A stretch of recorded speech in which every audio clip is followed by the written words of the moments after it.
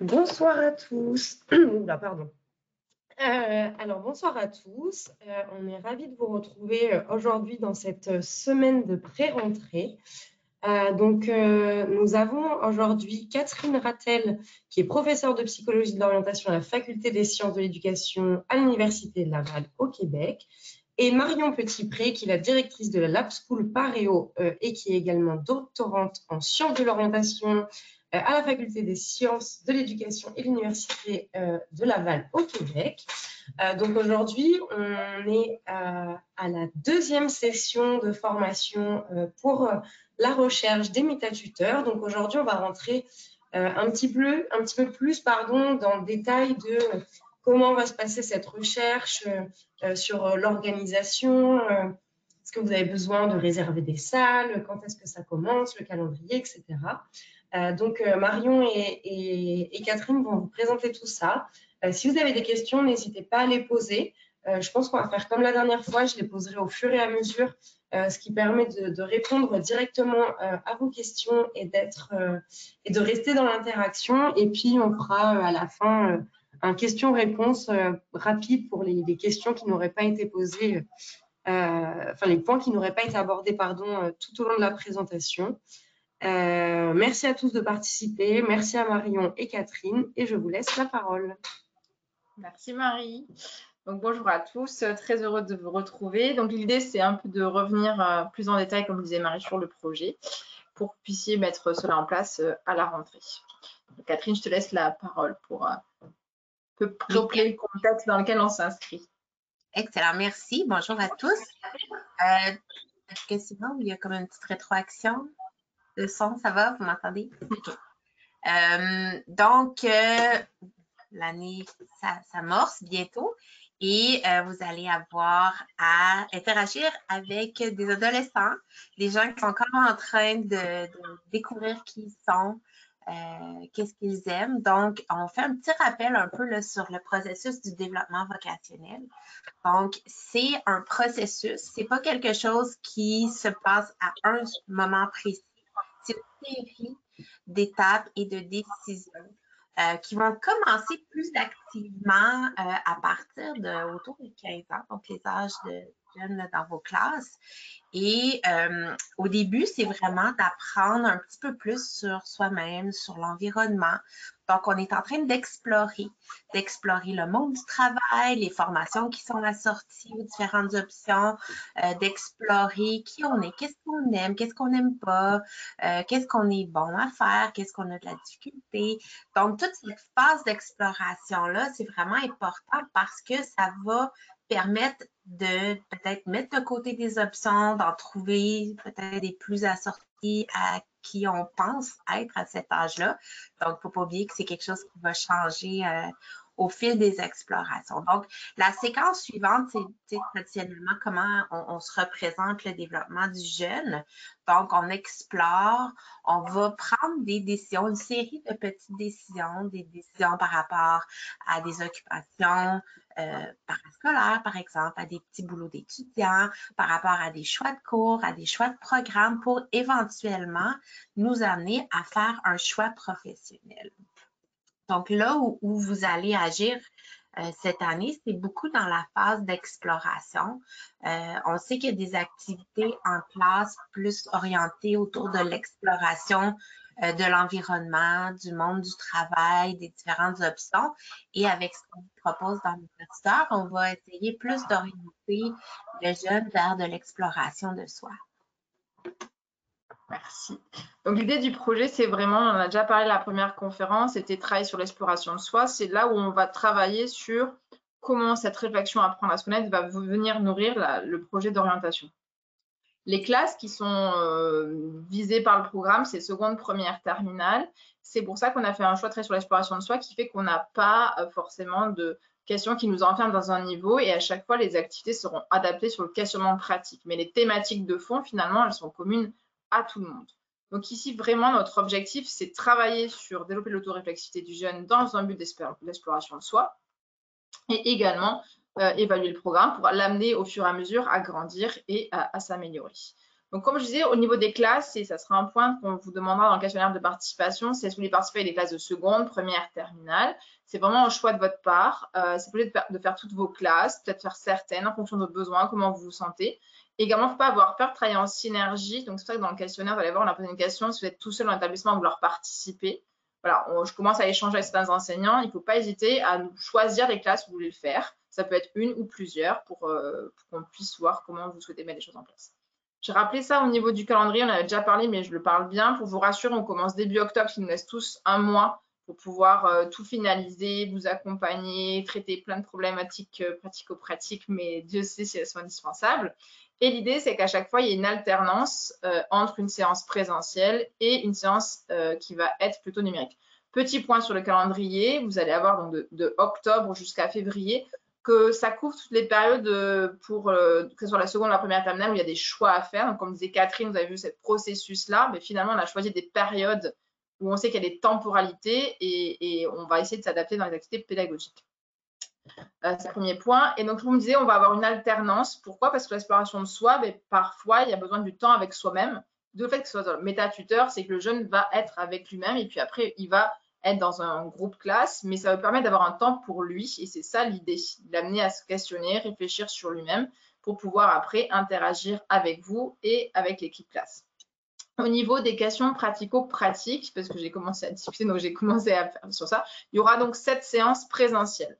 En termes de la taille de la classe, c'est aussi en fonction de… On peut faire l'activité à une trentaine de personnes. Si vous pouvez dédoubler la classe, c'est mieux forcément parce que plus vous avez le temps pour pouvoir interagir, c'est mieux. Si ce n'est pas possible, ce n'est pas grave. On essaie de concevoir en fonction de ces contraintes-là. Donc voilà, donc ça c'était un premier point, parce que j'avais une question, donc je vais revenir dessus ici. En termes du volume horaire ou du matériel, entre guillemets, pédagogique qui va être important, ici, les concepts qui vont être abordés, ça va être tout ce qui va aider à apprendre à se connaître. Tout ce qui va toucher son sentiment d'efficacité personnelle, la gentilité humaine, tout ce qu'on Catherine va vous présenter, rappeler en détail, tout ce qui va être théo et l'autodétermination sur sa motivation. Donc ici, c'est vraiment essayer à comprendre ses propres mécanismes et avoir des activités pratiques pour nourrir la construction du projet d'orientation. Donc c'est thématisé. Vous aurez les ressources pédagogiques à la fois versus élèves et les éléments complémentaires pour vous en tant qu'enseignant.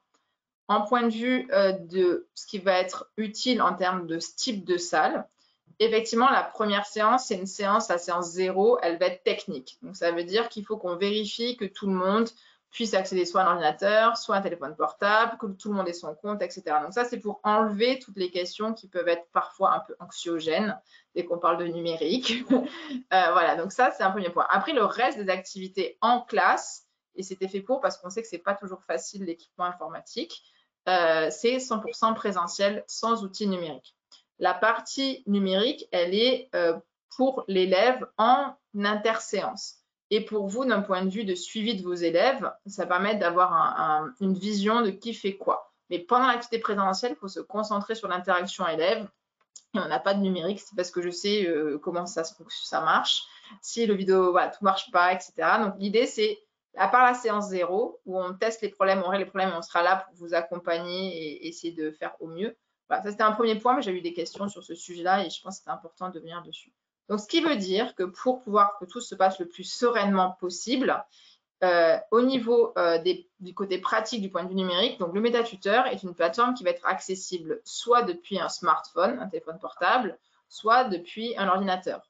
Donc l'idée de la première séance, c'est de dire, OK, je vois qui a quoi, qui a besoin de quoi, également voir s'il y a une solution via le CDI, s'il y en a un élève qui n'a ni smartphone ni ordinateur portable. Voilà, toutes ces questions-là, donc il ne faut pas hésiter à traiter ces points-là le plus tôt possible, que ça se passe le plus sereinement possible et qu'on n'ait pas de problématiques techniques qui viennent interférer dans le déroulé du programme. Donc ça, c'était un premier point. Je ne sais pas si Marie a des questions potentiellement. Voilà. Oui, elle vient tout juste d'arriver. On demande si la séance 0 se fait avec ou sans les élèves. Alors, se fait avec les élèves. C'est les séances 0, c'est vraiment, je suis avec ma classe. On aura créé les comptes des classes participantes, compte enseignant, compte étudiant, élève. Et là, c'est est-ce que tout le monde accède à tout? Est-ce que qui est sur l'ordinateur? On fera même une petite sorte de checklist de tous les points qu'il y a à checker, une sorte de voilà de grille d'évaluation des questions techniques, on va dire. Donc, est-ce que mon élève, il va se connecter via l'ordinateur ou pas via l'ordinateur? Et ça sera avec son téléphone. Si c'est avec ton téléphone, il faut qu'il le fasse en classe et qu'on le teste. Voilà, que tout soit géré. Que vous ayez un ordinateur portable, donc je pense que c'est mieux si on est en salle informatique pour ce premier cours, dans le sens on vérifie qui accède à quoi, etc. Si on voit qu'on a des cas d'élèves qui ne peuvent pas avoir un ordinateur ou un smartphone, c'est quelle solution de repli il peut avoir pour aller faire ces petits modules dans les interséances au CDI. Voilà, donc ça, cette première séance-là, c'est vraiment j'ai mon groupe classe et je gère les questions pratiques. Et ce qui fait qu'après, quand on commence, ben voilà, c'est le mieux possible géré. Tu avais une autre question, Marie, peut-être ou pas? Oui, il y a une autre question. Alors, on va y répondre rapidement, mais surtout, on reviendra dessus à la fin. C'est comment on inscrit ça ou ces classes? Ouais, on y revient, j'ai préparé, on a prévu une séance après. Donc ça, au niveau questions techniques, c'est pour ça qu'on a mis une séance 0. Et même pendant le mois de septembre, c'est toutes ces questions-là. Plutôt que vous inscrivez et plutôt on prend contact avec vous individuellement pour dire OK, qu'est-ce qui se passe, votre contexte établissement, et il est comment? Parce qu'on sait que le technique, ça vient interférer malheureusement. Et comme on traite sur la motivation, il ne faudrait pas que ça soit un problème. Au niveau du volume horaire dont on a besoin, comme on le disait avec Catherine tout à l'heure, le processus vocationnel, ça demande un peu de temps quand même. Alors, on essaie un volume horaire qui soit possible pour vous, mais dont on a besoin. Alors, voilà, ça fait un volume horaire global en présentiel face à face élève de 11 heures. En termes de séance, la séance 0, j'ai mis 30 minutes, 1 heure, ça dépend. La problématique, je pense que 30 minutes, c'est le minimum, 1 heure. Voilà, une fois que les problèmes sont gérés, c'est une bonne chose. La première séance va être d'une durée de 2 heures, donc il nous faut impérativement un créneau de 2 heures et pas de 2 fois 1 heure. Parce que dans cette première séance, il y a une partie qui va être dédiée pour le temps du pré-test. Pour les pré-tests, nous vous enverrons les formulaires, les questionnaires imprimés avec les enveloppes, tout imprimé à l'adresse postale et à votre nom. D'accord? On imprime tout, on vous envoie. Comme ça, vous avez des enveloppes pour que vous puissiez nous le retourner et que ça soit le plus simple possible. La deuxième séance, après, on a trouvé des séances d'1 heure parce que je sais qu'en discutant avec les établissements, c'est des créneaux voilà, qui est possible. Donc, séance 2, 3, 4, ça, elles sont d'1 heure ici. Et une séance de 2 heures pour refaire entre guillemets, un travail un peu boost à ce moment-là, sur une thématique qui est centrale.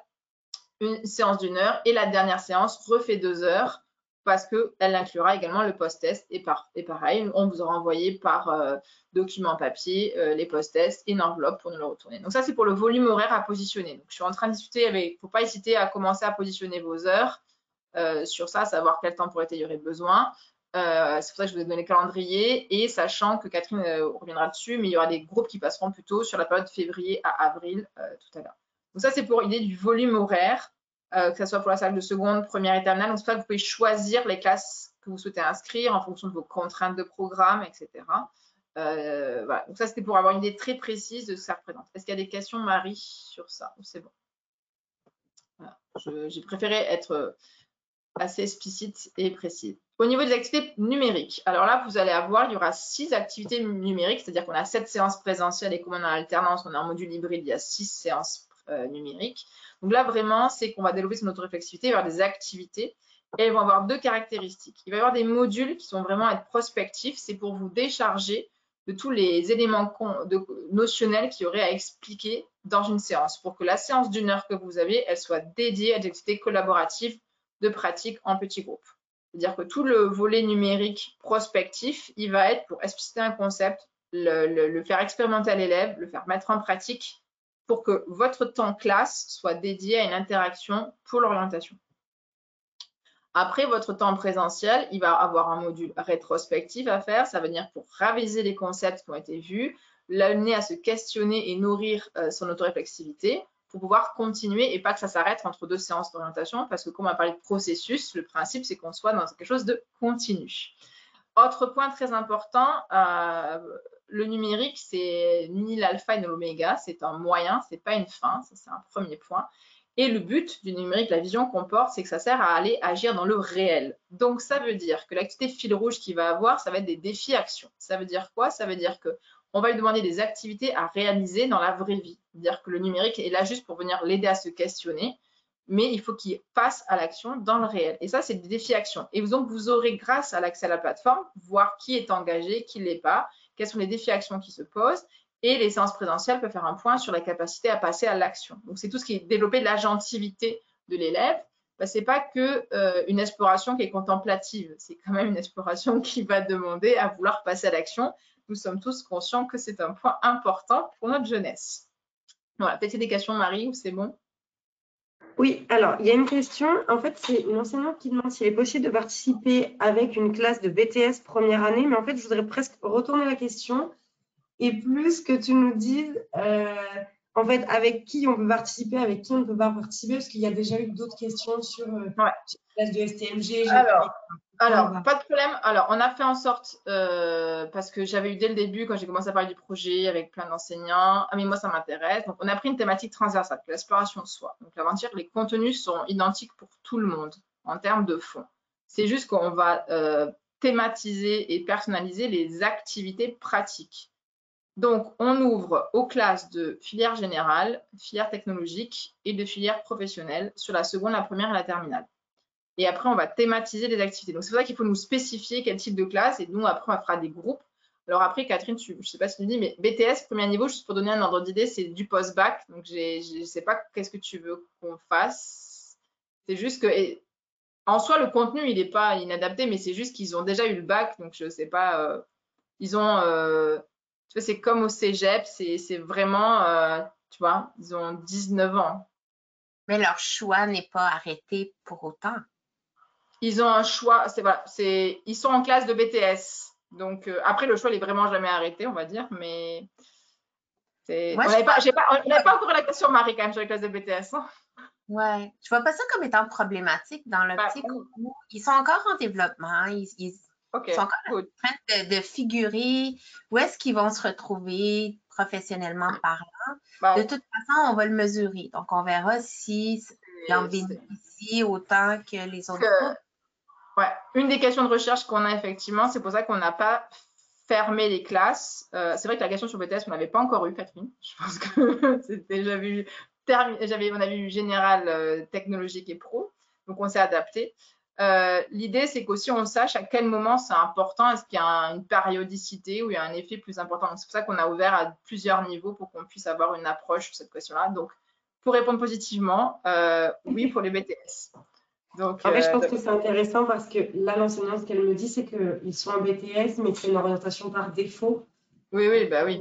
Et qu'ils ne savent pas nécessairement ce qu'ils veulent faire. Donc, je pense que pour le coup, c'est plutôt bien.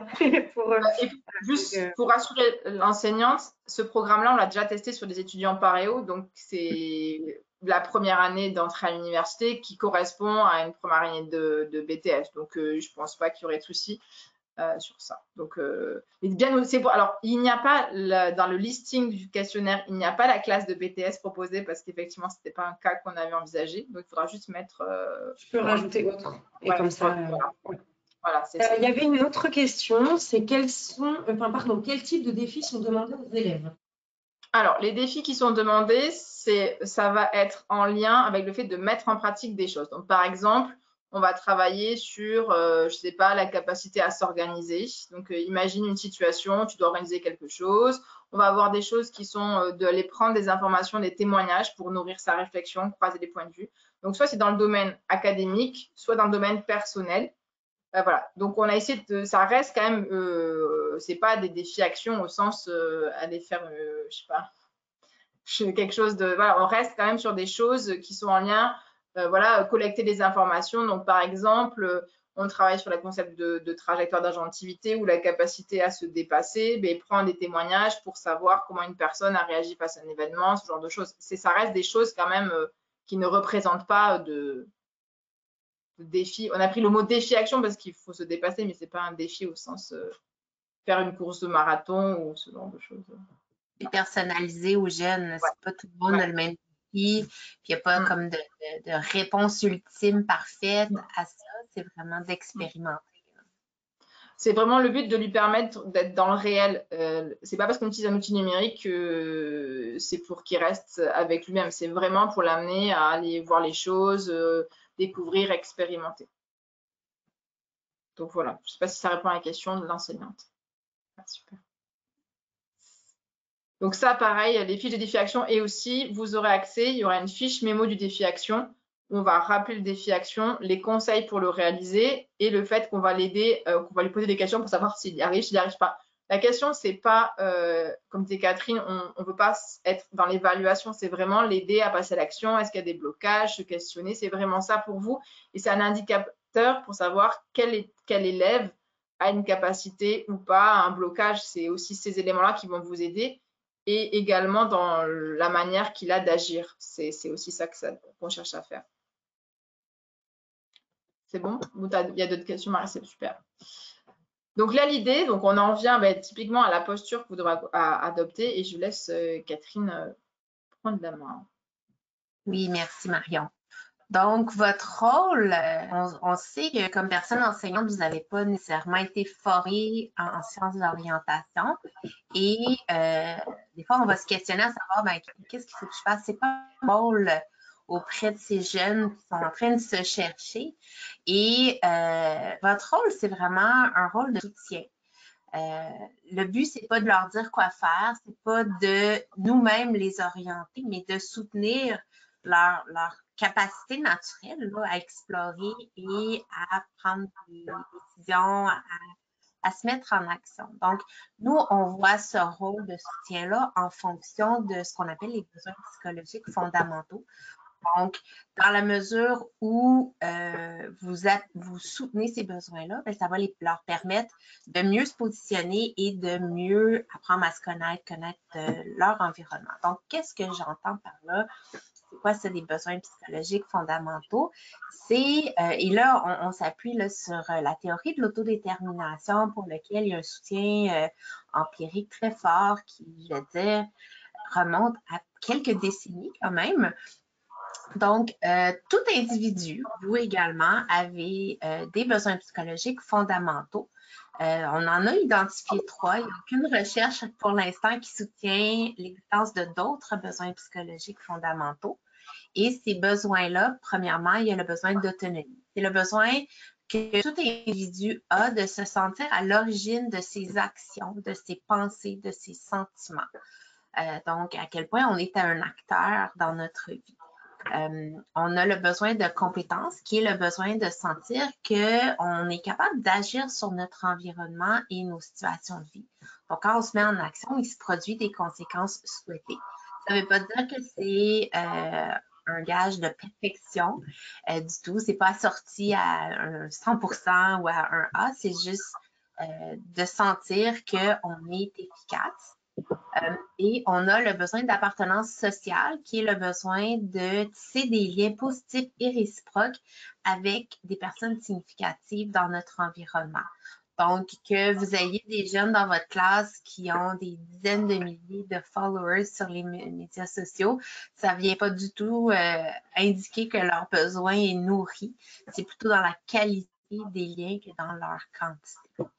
Donc, on va nourrir ces besoins psychologiques-là de plusieurs façons. Et lorsque on nourrit ces besoins-là, ce que des décennies de recherche nous montrent, c'est que le jeune va avoir une qualité de motivation, va avoir une panoplie de conséquences au niveau affectif, cognitif, comportemental qui sont plus positives, qui sont souhaitables. Donc, au niveau du besoin d'autonomie, on a ce qu'on appelle le soutien à l'autonomie, où est-ce qu'on va s'adapter aux jeunes. On ne va pas promouvoir notre propre agenda, mais plutôt suivre celui du jeune. Donc, en essayant de prendre sa perspective, d'être empathique, donc de voir comment le jeune peut penser, comment il peut se sentir, de mettre vraiment le focus sur lui plutôt que sur nous.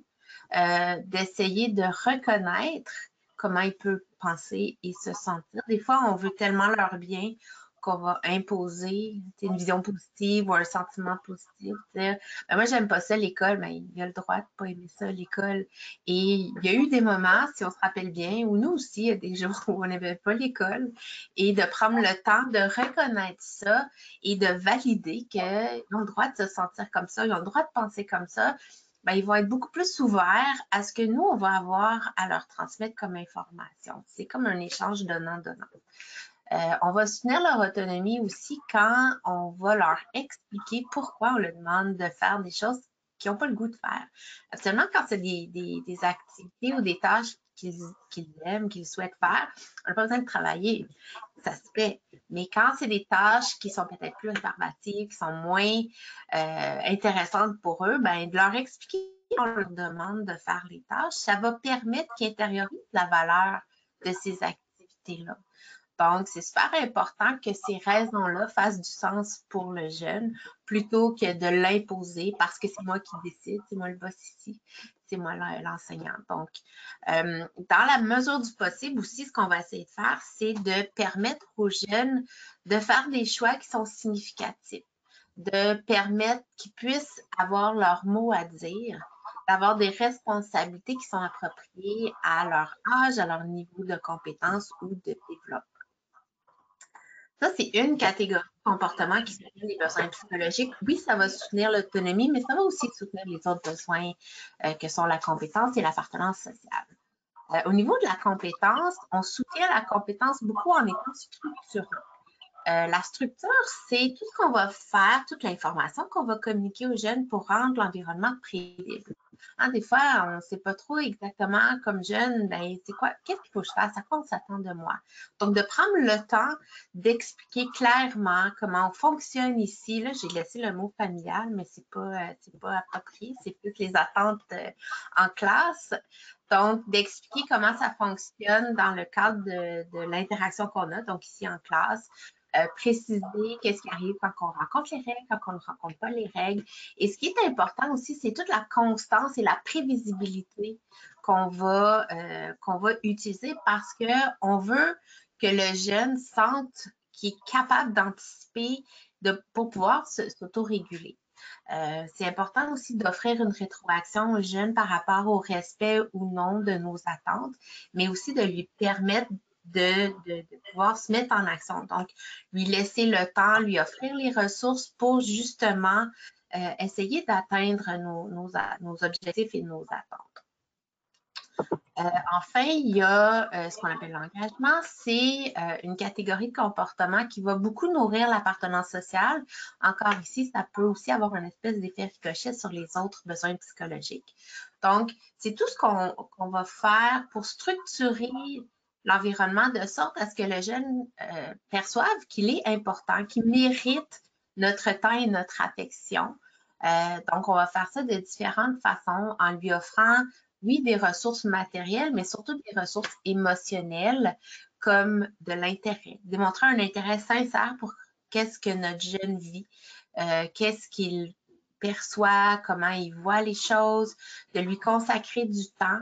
Je sais qu'on a des grosses classes, des fois c'est plus difficile, mais des fois ça prend juste un petit moment pour signifier aux jeunes que ça nous intéresse, qu'il est important. On est aussi dans une posture de soutien à l'appartenance quand on va l'encourager, lui témoigner de l'affection, bien sûr, en respectant ses limites et de pouvoir quand même avoir des ressources tangibles au point de vue de peut-être capitaliser sur des intérêts, de voir que, par exemple, j'ai dans ma classe beaucoup de jeunes qui s'intéressent à une discipline scientifique, mais peut-être que je peux essayer d'aller chercher un documentaire ou des ressources qui viennent témoigner de notre, disons, réception par rapport à ces intérêts-là. Donc, comme vous le disiez, on a fait un petit point sur la posture parce que c'était important, parce qu'il y aura des séances présentielles à animer. Donc, c'était un peu pour dire, voilà, qu'est-ce qu'au-delà de la question du contenu pédagogique, c'est quelle attitude à avoir, notamment en général, mais tout particulièrement quand on parlait d'orientation. Autre point important en parlant de posture d'accompagnement à l'orientation, c'est qu'ici, le fait qu'il y ait des briques numériques, ça va permettre que l'élève va travailler en autonomie sur son questionnement. Donc ça va l'aider à avoir ce temps-là, à se questionner et également à mettre en pratique les choses. Mais pour vous, en tant qu'enseignant, ça va aussi vous donner pas mal d'informations. Donc, dans votre interface enseignant, vous aurez accès aux informations au taux d'engagement du jeune et à son cheminement. Ce qui vous permet de voir un peu qui est engagé, qui est pas engagé. Donc, on vous invite grandement à consulter ces informations-là.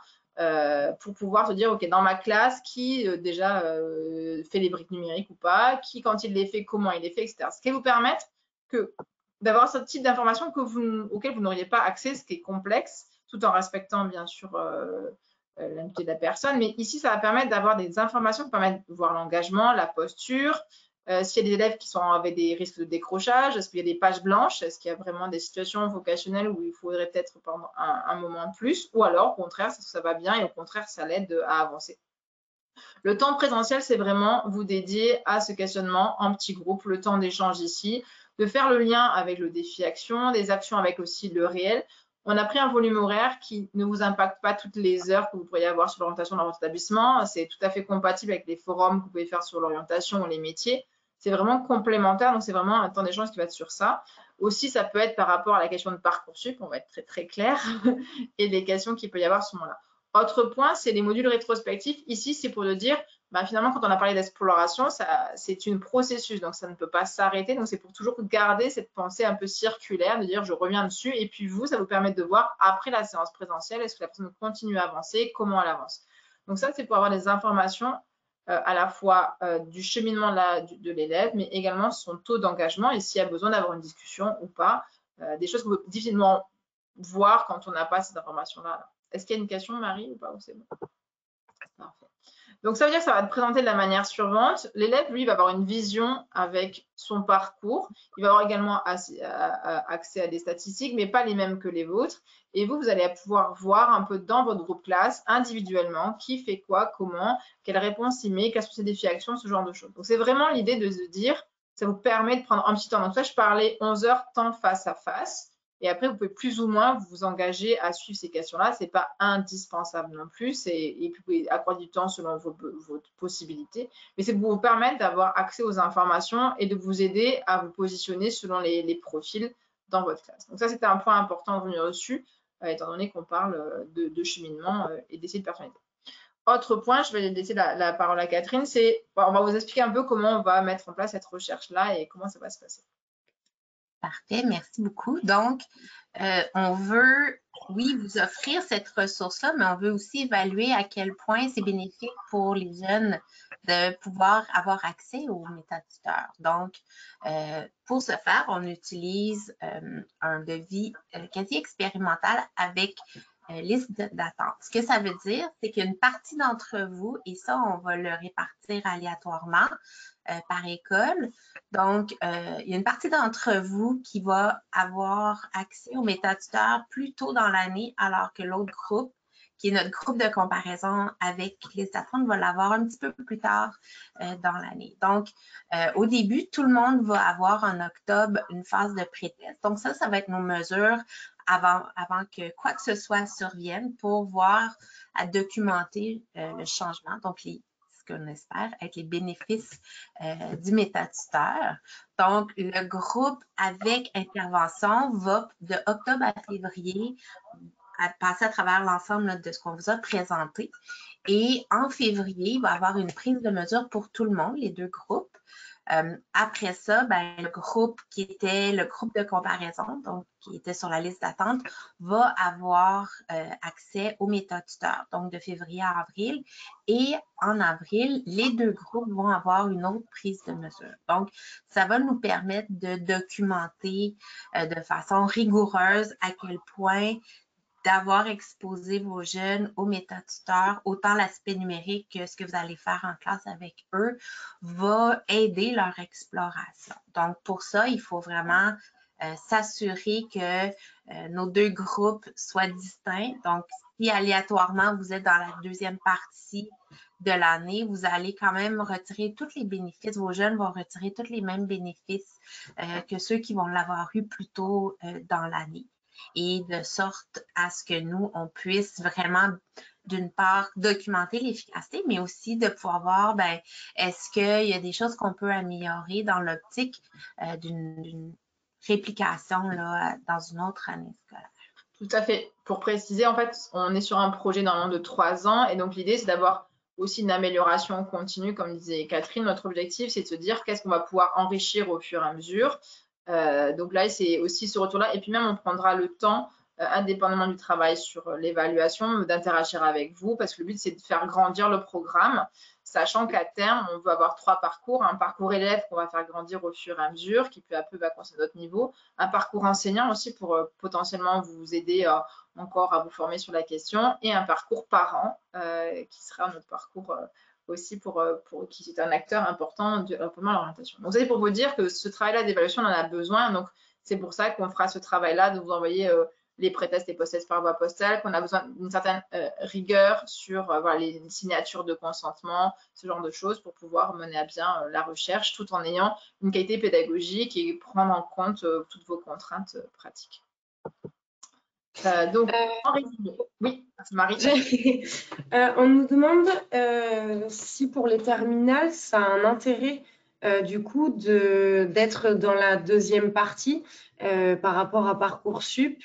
Et est-ce que c'est pas du coup important de le faire pour la première partie quand les élèves sont en terminale? Alors, on va voir comment ici ça gère. Alors, c'est vrai que sur les élèves de terminale, ils vont avoir Parcoursup qui clôture à la mi-mars. Enfin, ça dépend aussi de la zone de vacances.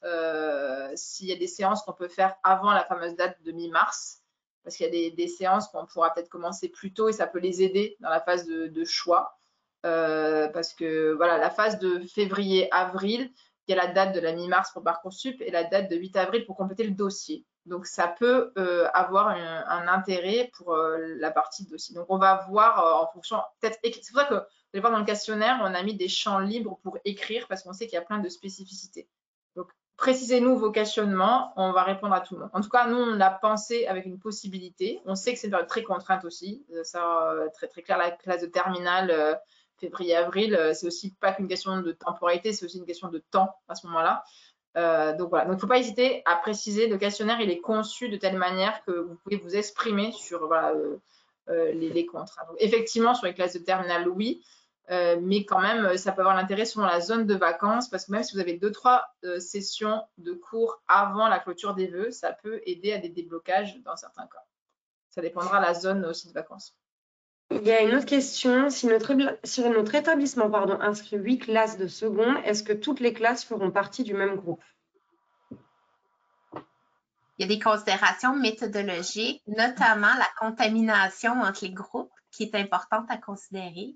Et d'expérience, on sait que quand dans une même école, il y a plusieurs groupes, des contrôles, groupes avec intervention, les jeunes, ils se parlent, les enseignants se parlent. Donc, c'est pour ça qu'on a un devis qui est quasi expérimental plutôt que proprement expérimental parce que c'est pas faisable, dans le fond, d'avoir des groupes différents dans une même classe, dans l'optique aussi de l'intervention à long terme. Si c'était très ponctuel d'un moment, là, ça serait possible, étant donné la longévité de l'intervention, c'est pas réaliste au niveau scientifique. Donc, s'il y a 8 classes, elles seront toutes dans le même groupe. Ce qui va aussi simplifier d'un point de vue pratique pour les personnes aussi. Oui, oui. C'est pour ça aussi qu'on dans le questionnaire, vous allez voir, on vous pose la question, est-ce qu'il y a d'autres collègues de votre établissement qui le font? Voilà, c'est aussi ça pour créer une synergie. On a encore une question qui est arrivée, donc on profite. Vas-y. Donc, il y a un enseignant qui serait intéressé pour une classe de seconde, dont il sera le professeur principal, et voulait savoir s'il y avait un document qui allait être prévu ou une capsule vidéo, en tout cas un support, pour pouvoir présenter le dispositif lors de la réunion parents-prof qui aura lieu mi-septembre. Oui, alors j'ai déjà, ça tombe bien, j'ai eu un entretien hier et j'ai eu la question. Donc oui, on a prévu suite à ça, on va vous préparer quelque chose pour présenter le projet. Il y a déjà tout ce qui est lettre de présentation un peu pour les parents, parce qu'il y a aussi une convention, mais on va vous préparer à quelque chose de plus ergonomique, donc type un PowerPoint avec les intérêts. Donc ça, on va préparer. J'ai eu un entretien hier, on m'a dit Marion, la réunion parents-prof, ça serait bien que j'en parle. J'ai dit ok, on prépare ça.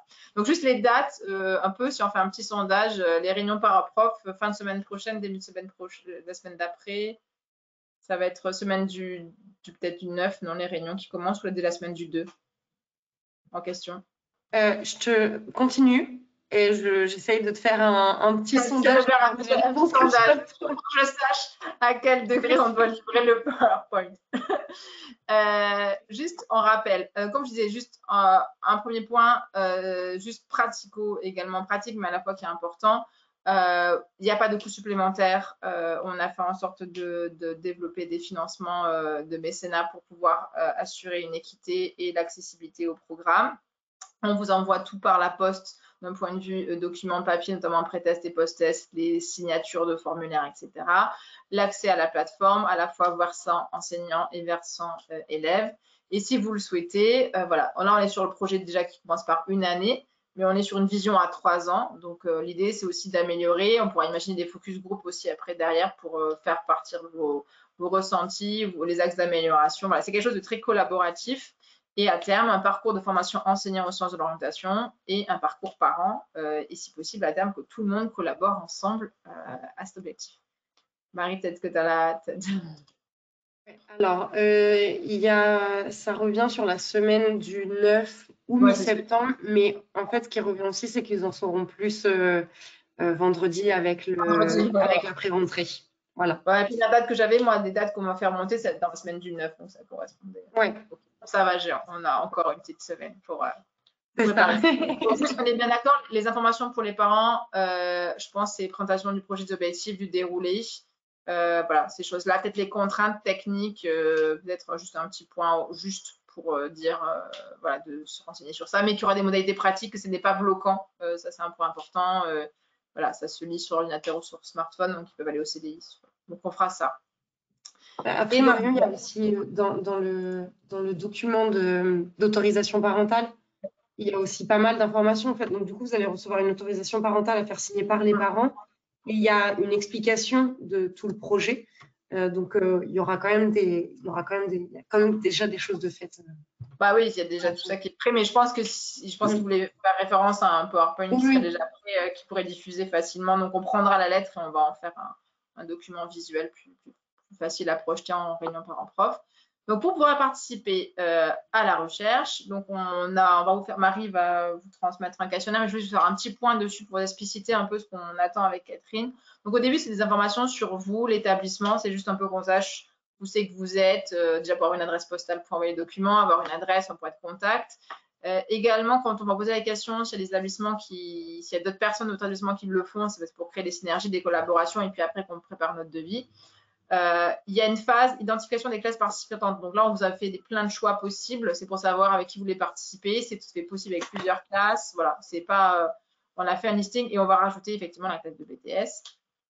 On a également des questions pratico-pratiques et donc il ne faut pas paniquer, on les résoudra, mais c'est juste des questions sur les adresses mail des élèves, etc. Ce genre de choses pour qu'on puisse anticiper s'il y a des soucis. Et après, on a tout un volet de questions, vraiment pas dans une perspective d'évaluation, mais juste de connaissances pour qu'on sache comment vous accompagner au mieux. Donc, c'est identifier vos besoins spécifiques d'accompagnement d'orientation et pour pouvoir avancer sur ces questions-là. J'ai pas fini ma phrase.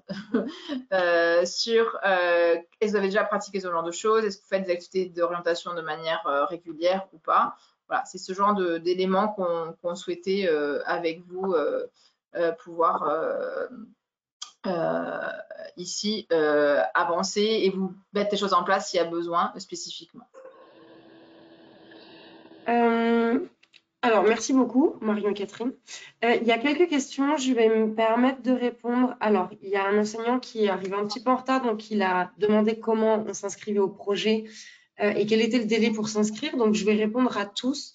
Donc, demain, pour tous ceux qui n'ont pas participé, j'enverrai un lien vers le replay. Pour ceux qui ont participé aussi et qui voudraient récupérer des informations. Et vendredi, on va vous envoyer le questionnaire dont Marion vous parlait. Donc, en fait, ce questionnaire va permettre de confirmer votre inscription. Donc, il va être important d'y répondre puisque c'est à partir de la réponse à ce questionnaire où vous allez pouvoir accéder à la recherche, donc recevoir les évaluations, avoir un compte sur la plateforme, etc. Donc, vous aurez jusqu'au 13 septembre pour vous inscrire.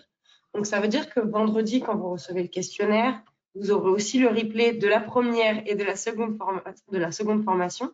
Donc, à votre réunion de pré-rentrée, vous pouvez aussi en discuter avec vos collègues et vous aurez encore 2 semaines de laps de temps pour vous inscrire, en discuter avec eux, inscrire seulement vous, plusieurs collègues, etc. Donc, on va vous laisser ce temps. Ensuite, les autres questions. Toc. Alors, comment recevoir les tests lorsqu'on enseigne dans un lycée français à l'étranger? Et il y a une deuxième question qui va avec. C'est une personne, du coup, qui est également à l'étranger dans un lycée français, mais où cette fois, le service postal n'est pas de confiance. Donc, quelles sont les alternatives? Un pays où tout va bien. C'est quoi les pays, juste pour que je sache? Alors, il y en a un au Maroc et le deuxième, Ça, j'ai je pas pense que je sais, peut-être je vois qui c'est. Oui. le Euh, deuxième pour l'instant, Maroc, ça devrait bien aller. On peut envoyer par la poste. Madagascar. Ok. Alors, pour Madagascar, et il n'y a pas de problème d'internet aussi, juste question parce que il y a la question postale. Aussi, là. Après, on peut envoyer par version numérique et vous imprimer. C'est juste pour vous faire gagner du temps qu'on avait fait ça. Et puis pour au moins avoir On peut avoir en mode opératoire par envoi mail, mais aussi Madagascar, tout ce qui est Internet au lycée, tout va bien. Internet correct à Madagascar, parfois quelques problèmes en visio. Voilà, bon, ça va. Ok. Voilà. Donc, ça, c'est bon. Donc ça, et ben non. Si on peut envoyer par version PDF, la personne pourra imprimer. On fera une fiche protocole de comment il faut distribuer les fiches. Ça, c'est pas un souci sur ça. Et pour le Maroc, on enverra sans souci. Ouais, ok, super. Alors, est-ce qu'on aura un interlocuteur particulier dans le suivi? Oui, vous aurez des personnes suivies. Donc, moi, je suis la responsable du programme avec Catherine. Vous aurez également Aurore, qui est ma binôme, et également 2 personnes qui vont travailler à vous accompagner au quotidien, qui sont Juliette et Ludivine. Donc, voilà, on a prévu tout ça parce qu'on sait qu'il y a plein de questions. Ça peut être des questions à la fois techniques, des questions aussi de comment je gère ma séance. On a prévu aussi la possibilité qu'on fasse un point étape, un mi-parcours, voilà, quand vous avez commencé les séances pour pouvoir vous accompagner. C'est pour ça que dans le début du questionnaire, qu'on a prévu, on vous demande voilà, comment vous vous sentez par rapport à cette formation-là, pour qu'on puisse savoir quel type de situation on va pouvoir gérer, vous accompagner. Donc même, on a prévu des moments d'échange, d'où le fait qu'on vous pose la question, est-ce qu'il y a des collègues de votre établissement, parce qu'on peut même prévoir une visio à plusieurs dans l'établissement. Voilà, on est tout à fait dans cette démarche-là. On vise plutôt du qualitatif que du quantitatif. Si on peut avoir les deux, c'est parfait. Mais en tout cas, on veut, voilà, on sait que c'est quelque chose de nouveau et que c'est déjà, en tout cas, merci de vous engager avec nous sur ces thématiques-là. Alors, il y a 2 questions sur la plateforme. Donc, c'est quand est-ce que les enseignants auront accès à la plateforme et est-ce qu'ils auront le contenu de la plateforme en amont pour prendre un peu d'avance sur l'évolution de l'exploration? Ouais, on fait tout pour. On est en train de tout paramétrer. Donc, c'est pour ça qu'on a un petit moment chargé tous. Entre la mi-septembre et la fin septembre, on va beaucoup aimer ces 15 jours.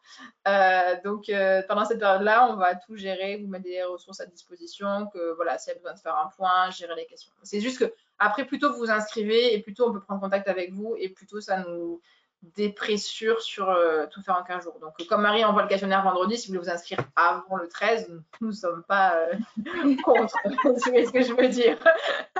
Ça nous permettra de prendre contact tôt avec vous et d'anticiper le plus possible. Alors, on nous demande combien d'établissements sont participants. Alors, du coup, la confirmation, elle se fera à partir de vendredi. Donc, on n'a pas cette information. En revanche, on sait déjà, c'est qu'il y a 150 enseignants qui se sont inscrits suite à la première conférence.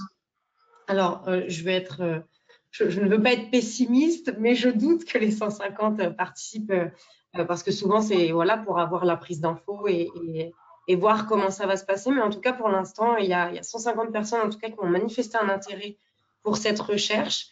Et donc, tout ça, c'était en juillet. Donc, je pense que là, avec la rentrée qui arrive et certains enseignants qui vont en discuter avec leurs collègues, etc., je pense qu'on va avoir, voilà, on va avoir pour avoir une grande fourchette entre 50 et 150 enseignants qui vont participer. Donc aussi, vous pourrez donc tous aussi interagir sur Léa, poser vos questions, etc. Donc c'est aussi l'avantage de la plateforme. On nous demande pour les groupes différés, est-ce qu'on commence en septembre ou en février? Les deux. Marion, je te laisse.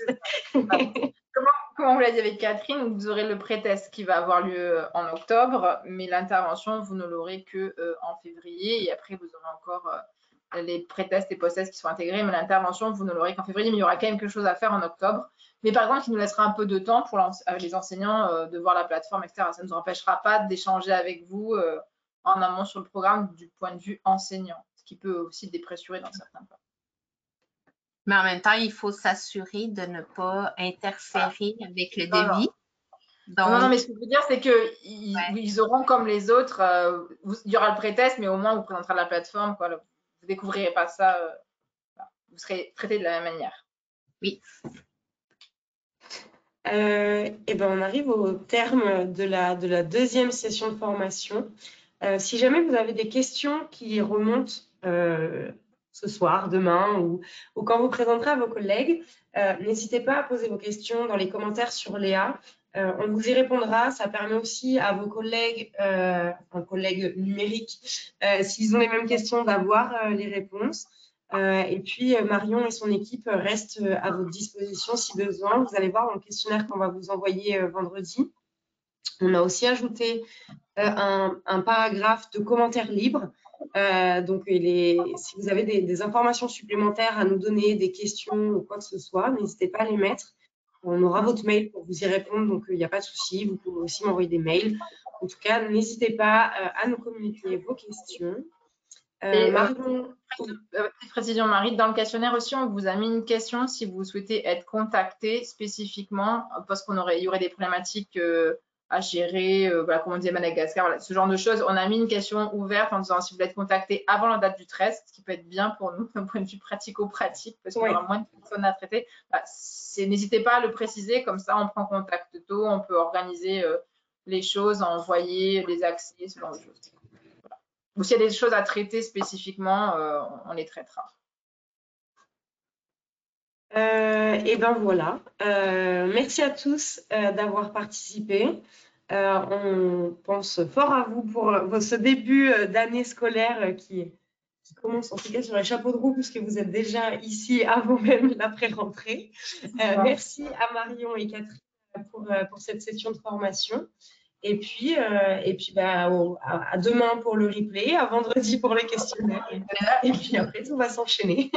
En tout cas, merci Marie à toi, merci pour ta confiance. Et puis merci à vous tous pour pouvoir partir avec nous dans cette aventure. Et à très vite, je l'espère. Bonne rentrée. Bonne fin de journée. Au revoir. Merci.